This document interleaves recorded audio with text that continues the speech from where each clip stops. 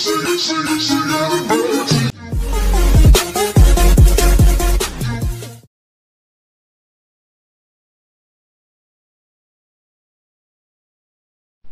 viskus persatuan luas adalah gaya yang ditimbulkan oleh viskositas fluida dan perbedaan kecepatan antar partikel atau lapisan fluida terhadap ruang, yang menyebabkan transfer momentum secara molekuler.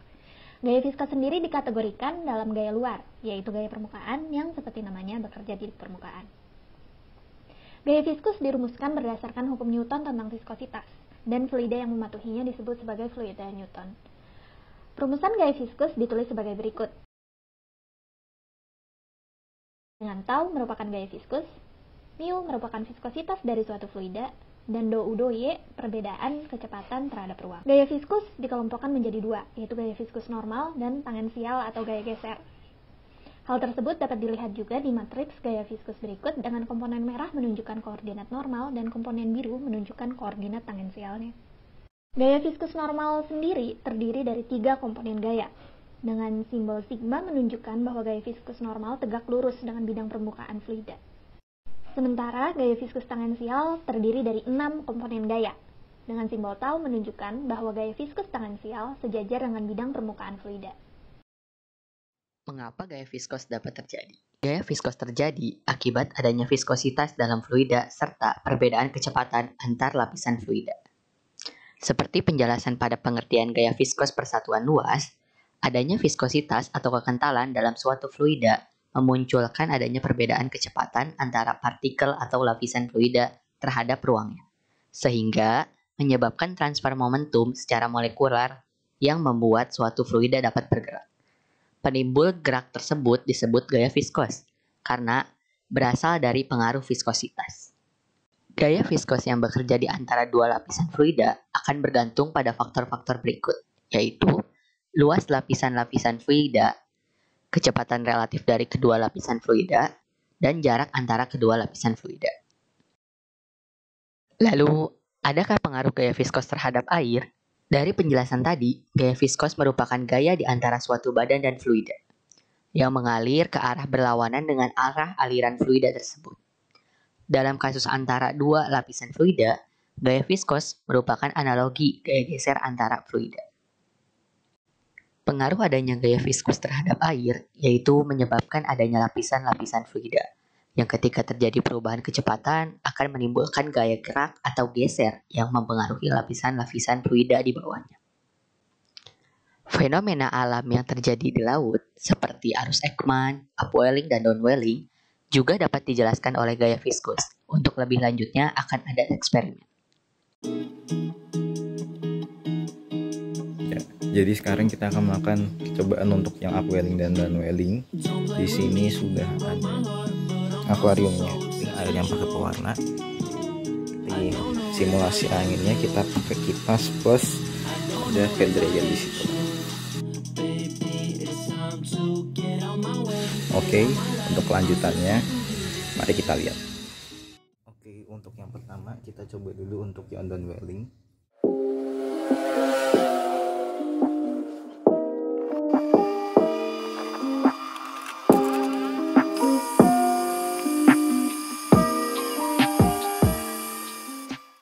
Oke, jadi sebenarnya terlihat bahwa tadi mungkin nutrien yang ada di atas gitu kan, itu nantinya akan turun ke bawah sini karena ada angin dari sebelah sininya.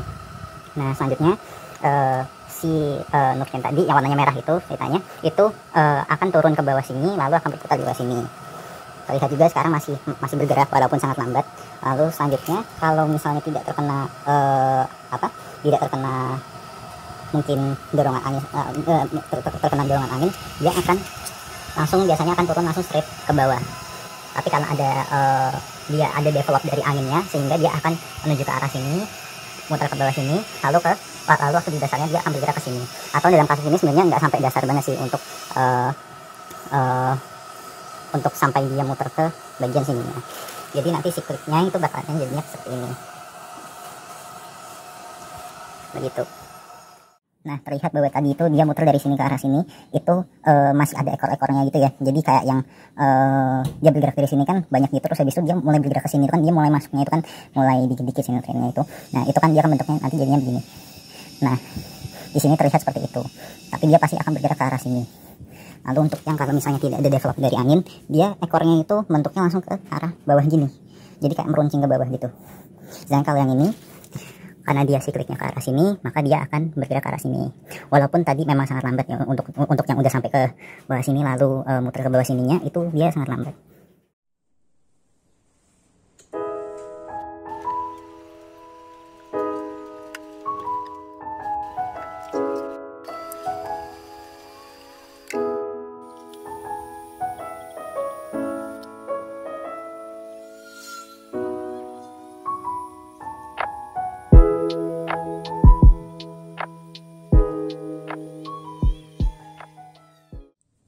Oke, mungkin saya rasa Di sini tadi anginnya develop dari daerah sini, sehingga tadi terlihat juga ada kayak mungkin riak-riak airnya itu yang didorong oleh angin ke arah sini juga. Terus tadi saya menuangkan mungkin untuk yang pewarnanya itu, pewarna merahnya itu tadi sekitar sini, sini, dan sini. Nah, sekalian tadi saya tambahkan sedikit pewarna juga supaya lebih jelas lagi. Nah, di sini terlihat bahwa ada pola untuk dragnya ya. Untuk dragnya si airnya, bahwa dia tadi ini develop dari sini, jadi si airnya tadi ke arah sini, terus habis itu untuk yang ke bawah dia ke sini, lalu dia akan berbalik ke sini, sehingga tampak di sini ada bentuk garis-garisnya itu. Di sini juga sama. Lalu tadi kipasnya tadi ditaruh di sebelah sini, dan tadi ada kenaikan di daerah sini juga, sehingga itulah tadi merupakan simulasi dari fenomena upwelling, tapi memang tidak sesempurna yang aslinya gitu sebenarnya, cuman cukup menggambarkan. Di sini juga ada terlihat juga pola-polanya itu. Oke, sekian. Jadi tadi airnya itu bergerak ke arah sini, tadi yang awalnya nutriennya cuma di bawah, jadi pengadukan mixing, dia bisa naik ke atas, dan cyclical ke sini dan ke sini lagi. Oke. Nah, di sini terlihat ya, tadi kan anginnya kan dari permukaan sini ke bawah sini, lalu di sini itu awalnya dia cuma bentuknya kayak bintik-bintik aja, cuman dia akhirnya bisa ke drag ke arah sini, di bawah, di dasar sini. Di sini juga sama gitu. Dan ini mungkin tadi di video juga masih ada bentuk ekor-ekornya itu yang warnanya lebih gelap di daerah sini dan di daerah sini juga. Nah, nanti ketika sampai di daerah sini dia akan naik, lalu ke sini lagi didorong oleh angin, ke sini lagi. Cyclicalnya seperti itu. Oke. Ya, di sini terlihat ya, tadi yang bagian tengah itu dia ada ekornya gitu di sini. Nah, seperti itu. Itu yang terjadi di dasarnya. Kalau yang permukaannya tadi angin dari arah sini ke sini, lalu yang di bawah itu akhirnya dia kedorong ke arah sininya lagi. Ada bentuknya ya. Begitu. Lalu dia tadi naik di sekitar sini. Ini masih ada bekasnya. Riak-riaknya itu. Yang tadi yang dia buktinya, yang dia upwelling dia naiknya itu tuh waktu di sini. Ini masih ada buktinya di sini. Oke. sekian untuk yang percobaan dan upwelling upwelling, untuk yang hidrodinamika, untuk menjelaskan tentang gaya viskos juga di situ. Sekian dari saya untuk yang bagian eksperimennya. Terima kasih.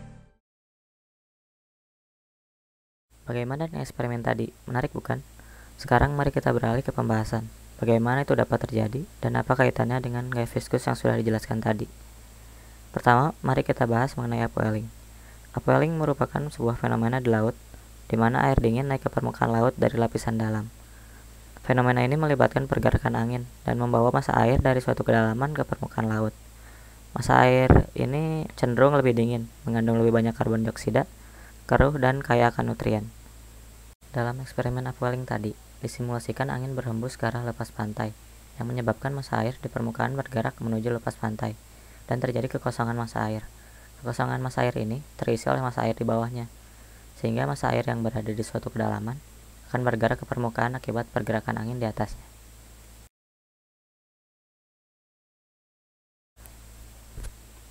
Kemudian untuk downwelling merupakan turunnya massa air laut dari permukaan ke lapisan yang lebih dalam. Dalam eksperimen downwelling tadi, yang membedakan dengan upwelling yaitu dari arah angin berhembus. Pada peristiwa ini, angin berhembus menyebabkan massa air di permukaan bergerak menuju pantai. Dan oleh karena itu, terjadi penumpukan massa air di lapisan permukaan yang mengharuskan massa air dialirkan ke lapisan dalam, yang terjadi seperti visualisasi berikut. Lalu, apa kaitannya dengan gaya viskus? Arus yang dihasilkan dari permukaan angin tadi terbentuk karena adanya drag di permukaan air dan atmosfer. Arus tersebut merupakan arus permukaan yang mempengaruhi lapisan-lapisan fluida di bawahnya. Arus permukaan yang disebabkan oleh angin akan mengalami transfer ke kedalaman yang lebih dalam dengan bantuan gaya viskus. Gaya viskus memaksa tiap lapisan untuk mengalir seperti arah lapisan di atasnya. Hal tersebut menjelaskan bahwa untuk peristiwa upwelling dan downwelling, gaya viskus merupakan gaya friction atau gesek antara dua lapisan fluida. Gaya viskus ini menjelaskan peristiwa yang terjadinya transfer arus yang terjadi pada peristiwa ini.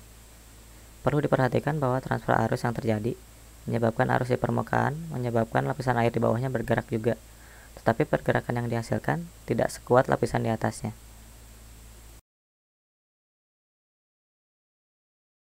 Gaya viskus memiliki komponen gaya viskus tangensial atau shearing forces. Dalam arus yang disebabkan oleh angin, gaya viskus ini adalah analogi gaya friction atau gesek antara dua lapisan fluida. Gaya viskus menjelaskan peristiwa bergeraknya lapisan fluida di bawah lapisan fluida lain yang bergerak karena terjadi transfer momentum secara molekuler dari gaya permukaan. Dalam proses upwelling dan downwelling, di mana upwelling terjadi saat gaya permukaan memindahkan air permukaan arah offshore, dan downwelling saat gaya permukaan memindahkan air permukaan arah onshore, gaya viskus berperan dalam perpindahan massa air dengan meneruskan gerak fluida permukaan ke kedalaman yang bertemu dengan pantai, menyebabkan adanya gerakan layaknya berputar atau tidak hanya bergerak secara horizontal.